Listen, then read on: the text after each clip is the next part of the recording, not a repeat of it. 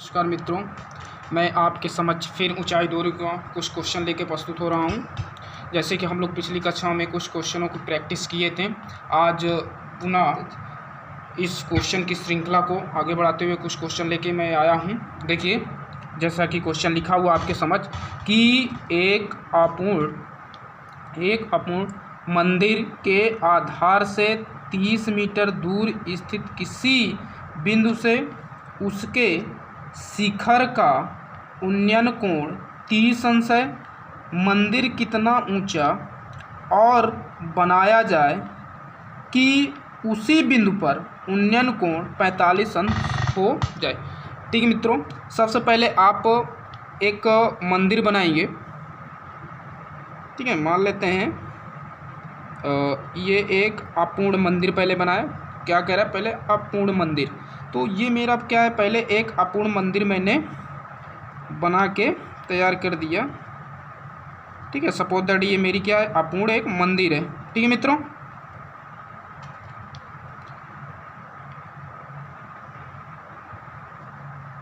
ठीक है, ये मैं एक अपूर्ण मंदिर बना के तैयार, यानी अपूर्ण का मतलब ये हुआ कि मित्रों अभी मंदिर पूर्ण रूप से कंप्लीट बनकर तैयार नहीं हुई है। ठीक है, क्या कह रहा है कि एक अपूर्ण मंदिर के आधार से 30 मीटर, ये क्या है, अपूर्ण मंदिर का आधार है ये। ठीक है मित्रों, इससे 30 मीटर दूरी आप इधर भी ले सकते हैं और इधर भी ले सकते हैं, जैसे कि पहले मैंने बताया भी था आपको। तो 30 मीटर दूरी मैं इधर ले रहा हूँ। मान लेता हूँ 30 मीटर दूरी, 30 मीटर की दूरी पर स्थित किसी बिंदु, मान लेता हूँ बिंदु ये है मित्रों, बिंदु से उसके शिखर, इस अपूर्ण मंदिर का शिखर ये होगा, उन्नयन कोण 30 अंश है। उन्नयन कोण मैंने बताया था आपसे। ठीक है मित्रों, जो नीचे से ऊपर की ओर, तो ये कोण अभी कितना है मित्रों, 30 अंश है। ठीक, फिर देखिए आगे क्या कह रहा है कि मंदिर कितना ऊंचा और बनाया जाए। मान ले रहा हूँ मित्रों, जो मैं काला से अब बना रहा हूँ चित्र, ये एक पूर्ण मंदिर का हो गया। ठीक है मित्रों, ठीक है मित्रों, क्या कह रहा है, मंदिर कितना ऊंचा और बनाया जाए। तो मान लेते हैं इतना ऊंचा और बनाया जाए कि उसी बिंदु पर ये, ठीक है, कितना ऊंचा और बनाया जाए। तो ये है कितना ऊंचा, मान लेते हैं कुछ इतना ऊंचा और बनाए, तो कि उसी बिंदु पर, यही बिंदु पर उन्नयन कोण अब मित्रों कितना हो जाएगा। अब यहाँ से यहाँ जो इसका उन्नयन कोण होगा मित्रों, अब यही कोण कितना हो जाएगा मित्रों, 45 अंश हो जाए। ठीक है मित्रों, तो हमें इस यानी कितना ऊंचा बनाया जाए मंदिर को, यही ज्ञात करना है। ठीक है मित्रों, तो चलिए जैसा कि हम लोग चलते थे, इसे ABCD देखिए मित्रों, अगर आप ध्यान से देखें तो इसमें दो त्रिभुज आपको समकोण त्रिभुज बनकर दिख रहा है। जैसे कि आपको एक ये छोटा वाला और एक बड़ा वाला। ठीक है, चलिए चलते हैं। अब सबसे पहले मित्रों मैं छोटा त्रिभुज ले रहा हूँ। ठीक है, तो सबसे पहले समकोण त्रिभुज, समकोण त्रिभुज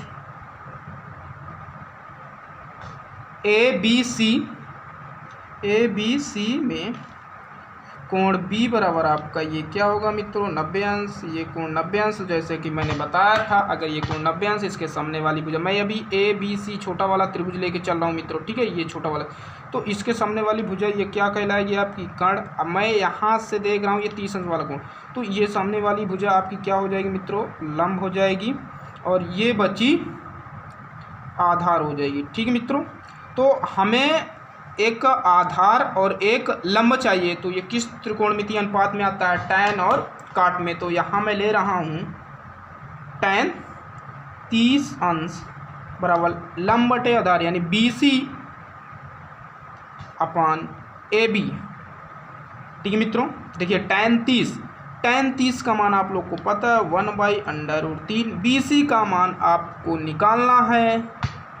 AB हमको पता है कितना है मित्रों, 30 मीटर। ये इधर जाएगा, भाग में बराबर उधर जाएगा, गुणा में 1/√3 गुणते 30 बराबर BC, या मित्रों BC बराबर 30 गुणे 1/√3। मित्रों √3 का प्रमेयीकरण कर सकते हैं। 30 गुणे √3 और √3 का √3 में गुणा करेंगे कितना आएगा मित्रों? 3 आएगा। 3 × 1 = 3, 3 × 30, या मित्रों आएगा 10 √3 BC। ठीक है मित्रों, √3 का मान रख सकते हैं। √3 का मान जैसे कि मैंने बताया था पिछली कक्षाओं में 1.732। तो आप जैसे ही मान रखेंगे 1.732, 1 0 है, जब गुणा होगा तो दशमलव इधर मूव कर जाएगा तो आपको आएगा 17.32 मीटर। इतनी मंदिर की ऊंचाई हमें BC पता होगी कितना है मित्रों? 17.2 मीटर। अब देखिए मित्रों आगे चलते हैं। देखिए अब मैं ले रहा हूं बड़ा वाला त्रिभुज ABD, समकोण त्रिभुज, समकोण त्रिभुज ABD में फिर कोण वही B बराबर 90 अंश, B बराबर मित्रों क्या होगा? 90 अंश। ठीक है, देखिए मित्रों अब मैं ये वाला बड़ा वाला त्रिभुज लेके चल रहा हूँ। ठीक है, तो जब इसके सामने देखेंगे, अब ये छोटा वाला हम भूल जाएंगे तो आपको बड़ा वाला दिख रहा है। ठीक है मित्रों, ये वाला आपको नहीं देखना है। ठीक है, ये वाला नहीं देखना है, तो आपको बड़ा त्रिभुज ये दिख रहा है। ठीक है, देखिए अब इसके सामने वाली भुजा ये क्या होगी? आपकी कांड होगी, और ये वाला कोण लेना है मित्रों। इस बार बड़े वाले त्रिभुज जो हम त्रिभुज लिए हैं उसका कोण लेंगे। तो इसके सामने वाली भुजा ये क्या हो जाएगी मित्रों? लंब हो जाएगी, और ये बची आधार हो जाएगा। ठीक है, तो देखिए मित्रों हमें चाहिए क्या? हमें एक आधार की ज़रूरत है और एक लंब। फिर वही किसमें आता है मित्रों? दो त्रिकोणमितीय अनुपात, tan या काट ले तो हम tan ले रहे हैं। tan 45 अंश, लंब बटे आधार। लंब आप इस बार क्या होगा मित्रों? BD, और आधार मित्रों आपका क्या होगा? AB। tan 45 आपको मान पता है मित्रों कितना होता है? 1 होता है। BD आपको मान पता, BD तो हमें निकालना ही है मित्रों।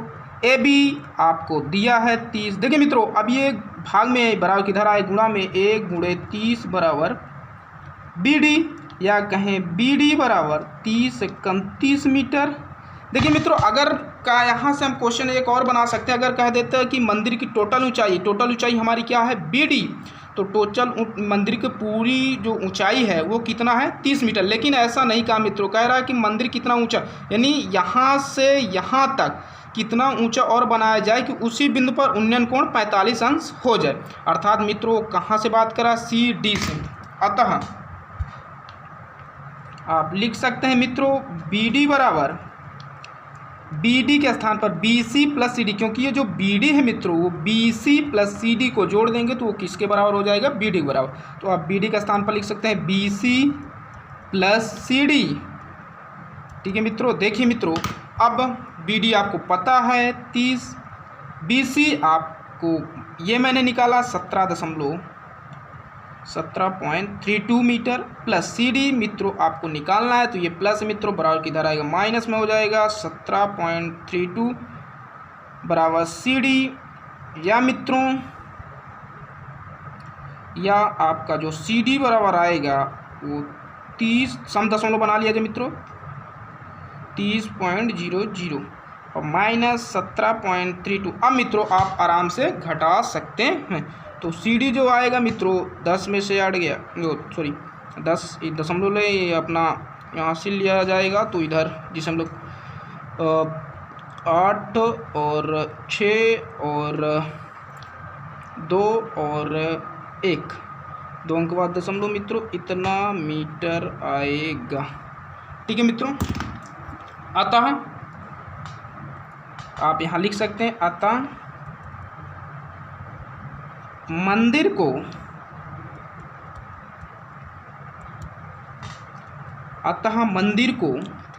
12.68 मीटर ऊंचा और बनाया जाए तो इसका जो कोण होगा मित्रों वो 45 अंश हो जाएगा। ठीक है मित्रों, तो आपका जो आंसर होगा वो कितना होगा 12.68 मीटर। ठीक है मित्रों, चलिए अगला सवाल देखिए मित्रों। अगला सवाल जैसे आपके सामने प्रस्तुत है कि एक नाव से नदी के किनारे की किसी इमारत के एक प्रकाश स्रोत का उन्नयन कोण 30 अंश देखा गया है। 4 मिनट पश्चात, गौर कीजिए मित्रों, 4 मिनट पश्चात उसी नाव से प्रकाश स्रोत का उन्नयन कोण 60 अंश हो गया।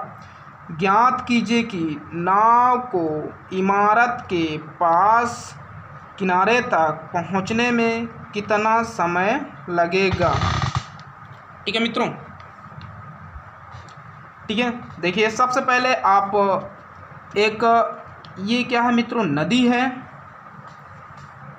ये नदी है और इधर एक प्रकाश स्रोत है, यानी इमारत है जिसमें एक प्रकाश स्रोत है। ठीक है मित्रों, ये मान लेते हैं क्या है, इमारत है। ठीक है, ये मेरा इमारत है और इधर ये मान लेते हैं यहाँ क्या लगा है, प्रकाश स्रोत है। ये क्या है मित्रों, प्रकाश स्रोत है। ठीक है मित्रों, अब देखिए आगे बात करते हैं। मान लेते हैं ये इधर नदी है और नदी में एक ये नाव है मित्रों। ठीक है, ये मेरा क्या है, एक नदी का काम कर रहा है। ठीक है मित्रों, और इस किनारे मान ले रहे हैं एक ये आपकी क्या है, नाव है। ठीक है मित्रों, और जो अभी यहाँ से उन्नयन कोण जो इसका देखा जा रहा है वो कितना देखा जा रहा है मित्रों, 30 अंश देखा जा रहा है। ठीक है मित्रों, फिर 4 मिनट में, देखिए मित्रों 4 मिनट में मान लेते हैं कि मेरी नाव यहाँ आ जाती है। ठीक है मित्रों, जब नाव यहाँ आ जाती है तो इसी का अब जो उन्नयन कोण देखा जा रहा है मित्रों वो कितना देखा जा रहा है, 60 अंश। ठीक है मित्रों, कितना देखा जा रहा है, 60 अंश देखा जा रहा है, वही प्रकाश स्रोत से। ठीक है मित्रों, तो कह रहा है ज्ञात कीजिए कि नाव को इमारत के पास किनारे तक, यानी यहाँ तक पहुँचने में कितना समय लगेगा। देखिए मित्रों 4 मिनट तो ये लग चुका है, अब मुझे यहाँ से यहाँ तक निकाल लें कि कितना समय लगेगा। तो टोटल जोड़ दिया जाए तो इस किनारे से और इमारत के किनारे तक पहुँचने में जो नाव का समय लगेगा वो हमें ज्ञात हो जाएगा। ठीक है मित्रों, देखिए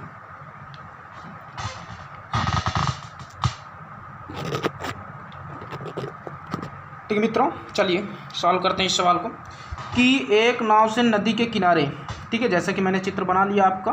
ठीक है, चलिए सबसे पहले कि मान लेते हैं कि नाव की चाल, यहाँ मानेंगे आप,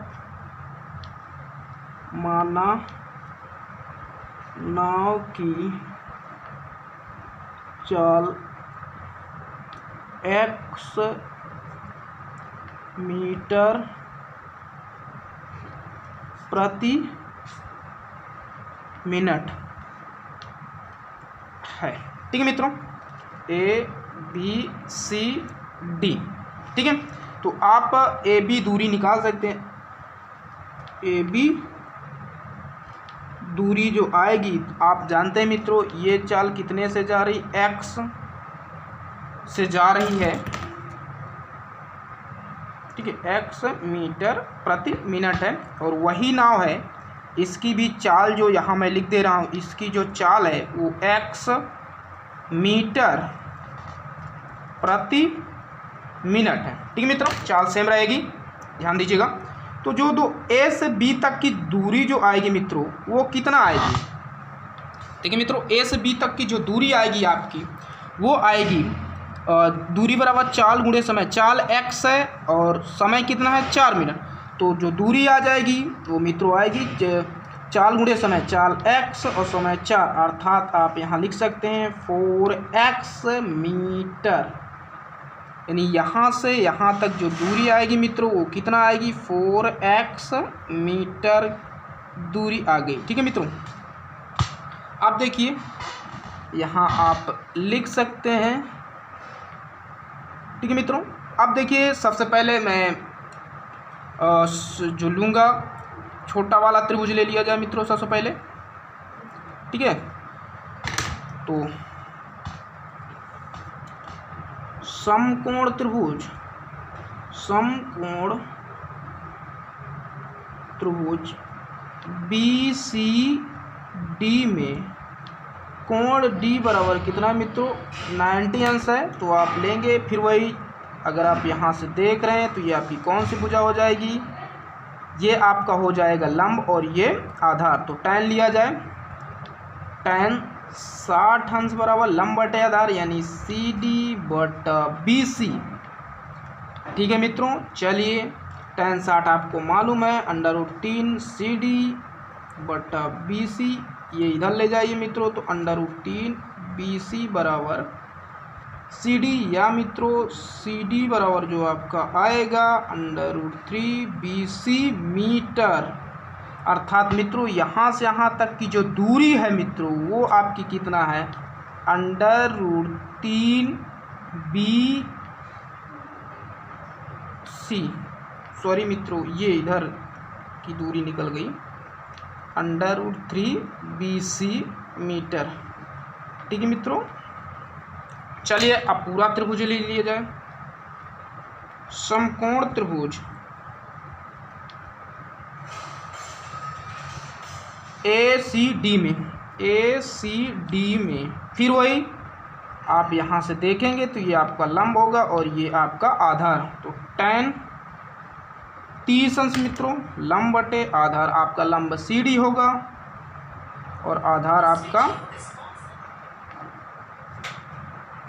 AC होगा। ठीक है मित्रों, चलिए tan 30 आपको मालूम है 1/√3 होता है और CD आपको मालूम है √3 BC। AC आपको मालूम है, AC के स्थान पर देखिए मित्रों तिर्यक मल्टीप्लाई कर लीजिए, ये इसके साथ जाएगा ये इसके साथ, तो AC गुणे 1 बराबर √3 गुणे √3 BC। तो आपका AC बराबर आएगा 3 BC। ठीक है मित्रों, चलिए आगे चलते हैं। अब देखिए AC के स्थान पर क्या लिख सकते हैं, AB प्लस BC। AC बराबर 3 BC दिया तो AC के स्थान पे आप लिख सकते हैं AB प्लस BC बराबर 3 BC। आप देखिए मित्रों आप BC प्लस में उधर जाएगा माइनस में, तो AB बराबर जो आएगा 3 BC माइनस BC। AB के स्थान में मित्रों आपको मालूम है 4x लिख सकते हैं, BC 3 BC में से 1 BC गया 2 BC, या आप ऐसे लिख सकते हैं 3 BC बराबर 2 BC बराबर 4x। देखिए मित्रों जो BC है ये आपकी इधर यहाँ से यहाँ तक की दूरी है और दूरी बराबर चाल गुणे समय, अर्थात आप BC बराबर जो ये दूरी आपकी जो BC होगी आप इसको लिख सकते हैं दूरी बराबर चाल गुणे समय। मित्रों मैंने बताया चाल कितना है, x है, समय मान लीजिए गुणे समय, मानिए मत, ऐसे हिंदी में लिख दिया। ठीक है, तो आप यहाँ BC के स्थान पर क्या लिख सकते हैं, चाल गुणे समय। तो देखिए मित्रों चाल x है और समय आपको निकालना ही है 4x। अब देखिए मित्रों ये गुणा में उधर जाएगा भाग में, तो जो समय आएगा वो मित्रों क्या आएगा 4x बटे 2x, x से x कट जाएगा 2 2 जा 4। जो आपका समय आएगा मित्रों वो कितना आएगा 2 मिनट। तो आप लिख सकते हैं अतः नाव को B से C तक जाने में लगा समय मित्रों जो आएगा वो कितना आएगा 2, यहाँ आप ऐसे लिख सकते हैं 2 मिनट। ये आपका फाइनल आंसर आ गया। ठीक है मित्रों, आज बस इतना ही। आप लोग क्वेश्चन की प्रैक्टिस करते रहिएगा और फिर मैं अगली कक्षा में फिर कुछ सवाल महत्वपूर्ण लेके आऊँगा, लेकिन इससे पहले आप लोगों को मैं कुछ सूचना देना चाहता हूँ कि हमारे इस चैनल को लाइक, सब्सक्राइब और इस महत्वपूर्ण टॉपिक ऊंचाई और दूरी को अपने मित्रों को भी शेयर करिए, जिससे उनको भी इस महत्वपूर्ण टॉपिक का लाभ मिल सके। ठीक है मित्रों, तो काफ़ी मित्रों को इस चैप्टर के यानी ऊंचाई दूरी टॉपिक को अपने मित्रों को शेयर करिए। थैंक यू, धन्यवाद।